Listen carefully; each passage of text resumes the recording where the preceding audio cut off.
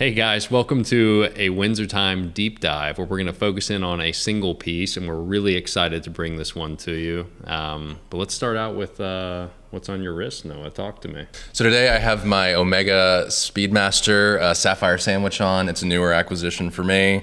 The newer bracelet is just really awesome, and it's funny because we had talked, and I actually made a video on my own style page about how the Hesselite was all you really needed, and then when this one popped up in the shop, I saw it, turned around, looked at the back, and I was like, oh.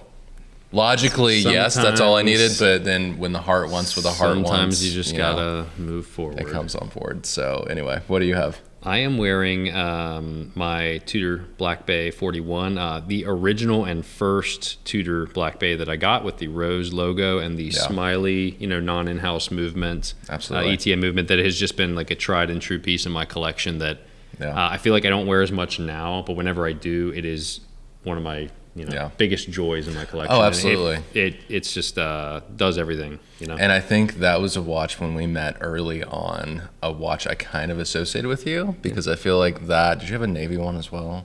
Yep. Yeah, I did. Those two my watches. My wife now wears pretty frequently, so it's still in the collection, but on a different wrist. So. Love it, absolutely. Let's jump into it. So talk to us about this beautiful. So today we came prepared. We have notes, so I'm going to pull up my notes here on the Notes app. But today we're talking about the Rolex Explorer. So a watch, I don't own one. I don't think you own one either. I own an Explorer 2. An Explorer 2, so in the Explorer family. Different animal, yep. I feel like when you're talking about Rolex, the most quintessential thing is a no-date Rolex, right? Totally. And when the 39mm Rolex was in production, I had gotten on the list for it, I was interested, it got discontinued. And we were talking, ended up going the Submariner route. It'll be interesting to see, you were just in Baselworld, the 40mm version. Watches and Wonders. Watches and Wonders, not Baselworld. We've had a few. I keep calling it Basel over and over myself. Just habit. What do you think about, before we jump into this one, where the Explorer currently is? You saw it in 40mm. Yeah. 36 is the purest, correct size. Totally. Right? I was super excited that they kept 36 in the collection, first of all. So the fact that there's a 36 and a 40, is awesome. The 40 doesn't feel like a great leap from the 39 that it got discontinued, other than, what's on the inside. But, it's nice to see it back because everyone, I think 36 is the size in this watch, which we'll get into. But the 40 for a modern version of that watch for this quintessential classic vintage Explorer that has such a storied heritage, the 40 makes for a lot of, modern wearers. It just makes a lot of sense. Absolutely. And as you just touched on, you have that purest version, but then you have the majority of Rolex customers are not, watch nerds like us, right? They're people who have achieved something in life. They want something really nice. So you reward yourself with a Rolex. It's a universal thing. So that size, I think, caters better to it. But what we're going to get into today is when you talk about Rolex, there's such an interesting delineation between modern Rolex and then neo-vintage and then truly vintage. So my first Rolex was a 36mm Datejust, reference 16013, early 80s. I would say that's sort of the oldest of the neo-vintage, and then going through the 90s and early 2000s, also neo-vintage. Then you have modern. This is a beautiful Rolex Explorer reference 1016.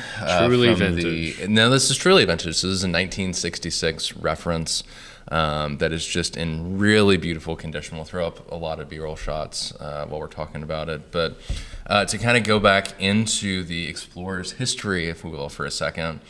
And even before we get there, the biggest reason I think Rolex is as prominent as it is today is Hans Wilsdorf was a marketing genius, right? He really was. So when you look at the history of how they introduced watches, how they marketed them, especially with this watch, as we'll get into in a moment, he was doing influencer marketing in the early 1900s before influencer marketing was a thing, right?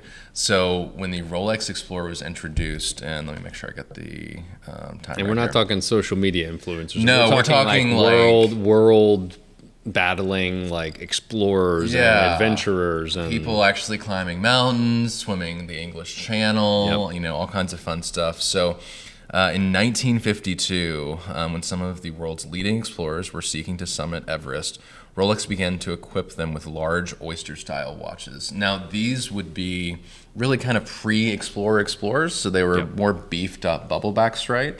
And not proper explorers, but that's when you started to see this theme evolve. So there were a lot of different explorers at the time that were obviously getting into this. Can you kind of tell what was that pair that did it again? So New Zealander Sir Edmund Hillary and Tenzing Norgay, a Nepali Sherpa climber, they were the first successful pair to have reached the summit of Mount Everest, as many of us know. And they were wearing Rolex reference 6098s, which were big bubbleback watches, which we talked about, had more of a silver to off-white dial. Maybe we can pull some imagery of those. Yeah, absolutely. And their feedback on their experiences with those watches is actually what gave Rolex the idea behind the Explorer eventually, where they went to a dark dial, so it was more contrasting against the white background at the top of Everest. Well, and I think you still in modern Rolex see, with the newest Yachtmaster, right, there was a leaked image. I think it was like a year or two before it came out with, it was a sailor or whatever, competitive sailing guy wearing the watch. So I think that's what's so cool about Rolex. And I think there was actually a series of ads featuring this watch and saying, if you were summiting Everest today, you would wear an Explorer. Totally. So as a marketer, I really appreciate kind of seeing that. The marketing, once again, genius that was Hans Wilsdorf, but also just the Rolex group in general. I mean, they're just not doing it very heavy-handedly. They just they have just over the years, over the decades and nearly centuries at this point, done it in these just ways that are just second to none. Yeah. These watches, when this came out in 1966, I don't think anybody was necessarily buying this as like a flex or like a way to show off. Not at all. I mean, these were precision tool watch. I mean, it was a right? tool watch for people that needed an analog device on their wrist for while they were up on a mountain that was going to be reliable and not, under pressure. Still act, Yeah, for sure. So the reference 1016, as we have here from 1966, is one of the longer actual reference numbers to go. So it went from 1963 all the way through 1989. I started out with glossy dials that were gilt and then transitioned into more matte dials to what we see here today. Now this is on Jubilee.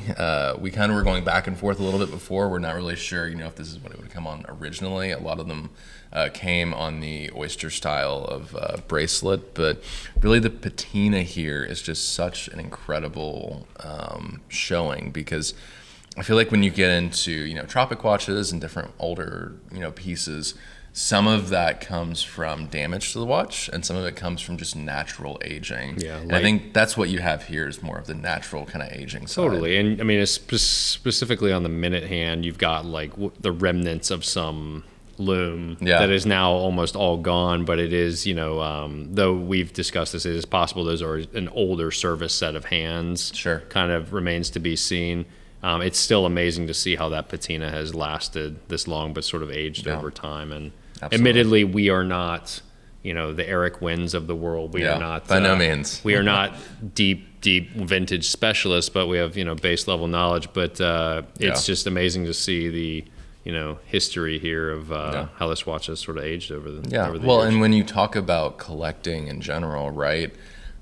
Again, to go back to it, this is so different than modern Rolex. It really, you just can't help but appreciate it, right? I mean, It's such a beautiful thing. It's dainty, but something so different went to Everest. I wish we had thought to bring a 36 millimeter modern Explorer here just to put side by side, because the heritage, I mean, the lineage is there. I mean, it's like looking at a vintage 911 and a current 911. Little changes over time that make a big difference in some ways, but also, I mean, everything is there still, and you've just got so much character in this. This that you just, and obviously story behind the people or the person or people who have worn it over the years. I mean, it's just unreal to think about. Absolutely. So a very cool watch.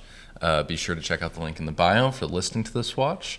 And we hope you guys enjoyed this new series. We're trying to do something different, a little more concise, and a little more focused on the watches. So as always, thank you guys for watching. We'll see you next time.